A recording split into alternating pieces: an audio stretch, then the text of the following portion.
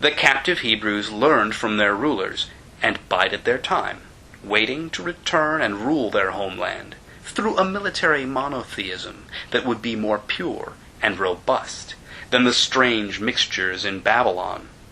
The imperial metropolitanism that the Judeans punningly called a Tower of Babel, or confusion, even though the Bab-El of Babylon really meant gate, Bab, of God, Al. And the prophet Jeremiah declared, Babylon hath been a golden cup in the Lord's hand, that hath made all the earth drunken. The nations have drunken of her wine, therefore the nations are mad. It was in Babylon that Temple Judaism took its form before being born. Babylon was the womb, the empire where that religion gestated. Just like Christianity was incubated later in the Roman Empire. And John of Patmos, in his revelation, drew on the images from Isaiah to describe Rome as the great whore that sitteth upon many waters, with whom the kings of the earth have committed fornication, and the inhabitants of the earth have been made drunk with the wine of her fornication. In John's account, he saw a woman sit upon a scarlet-colored beast, full of names of blasphemy, having 7 heads and 10 horns. And the woman was arrayed in purple and scarlet color, and decked with gold and precious stones and pearls, having a golden cup in her hand, full of abominations and filthiness of her fornication, and upon her forehead was a name written, Mystery, Babylon the Great, the mother of harlots and abominations of the earth. And John saw the woman drunken with the blood of the saints, and with the blood of the martyrs of Jesus. Now, historically, the blood of the Christian martyrs inseminated the pagan womb of Roman Babylon, where the Christian church gestated, like the Judean cult gestated in the Babylon-Persian Empire, like the law of Thelema gestates in the Babylon of Anglo-American Empire. I sometimes think I believe in that. But why is her name spelled differently in our creed? How did the middle letter change from Y to A? Is spelling defunct?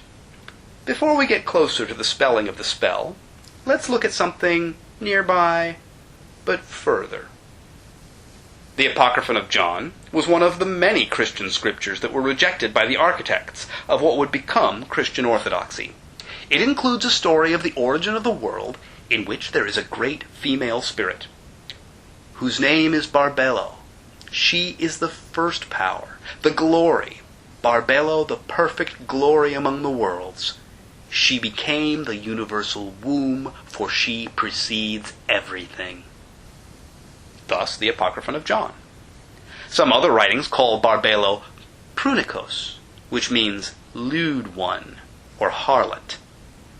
The Orthodox Christians disliked all these writings. They also disliked those who read them.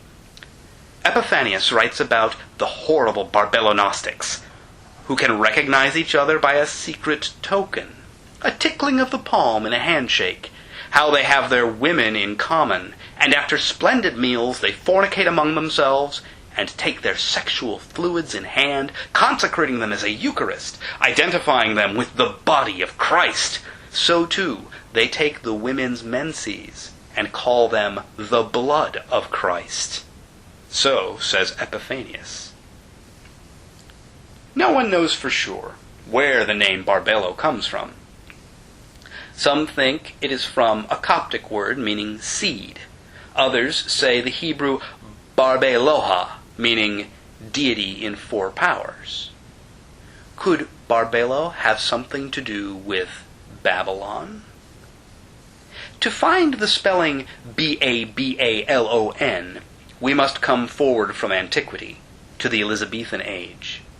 The English magicians John Dee and Edward Kelly were in Poland in 1584, being taught a new language by angels. In that language, later called Enochian, the word for those who are wicked is Babylon. Babalon. And the word for harlot is Babylon, with a D on the end. The angels say that the earth is the bed of a harlot. Pai ai Tayanta Babalonda.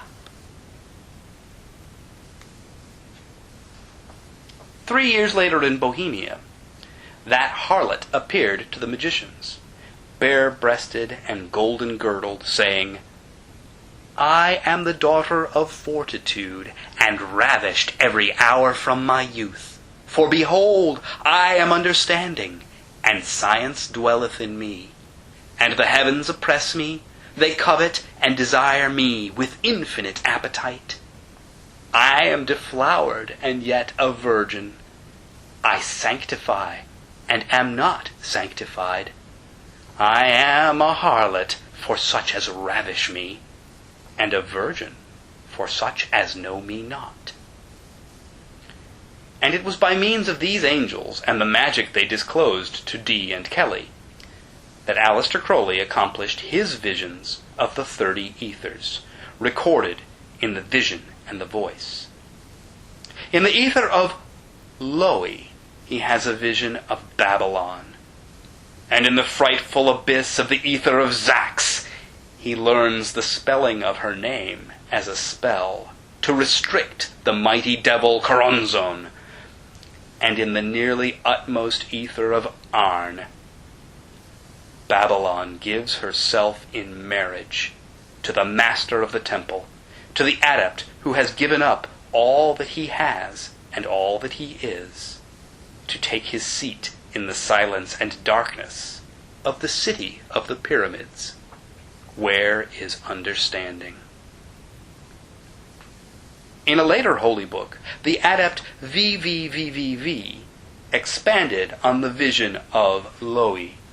He used the images from John's revelation, just like John drew from Jeremiah, writing, This is the secret of the Holy Grail, that is the sacred vessel of Our Lady, the Scarlet Woman, Babylon, the mother of abominations, the bride of chaos that rideth upon our Lord the Beast. Thou shalt drain out thy blood that is thy life into the golden cup of her fornication.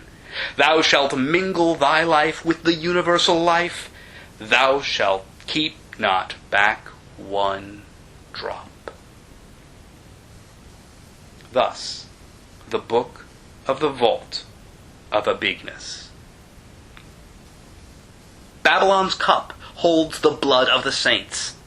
So give your blood to the cup in order to become a saint. And this Babylon is greater than any political or military empire. She is understanding. She is the mystical mother. And she is the bride of chaos.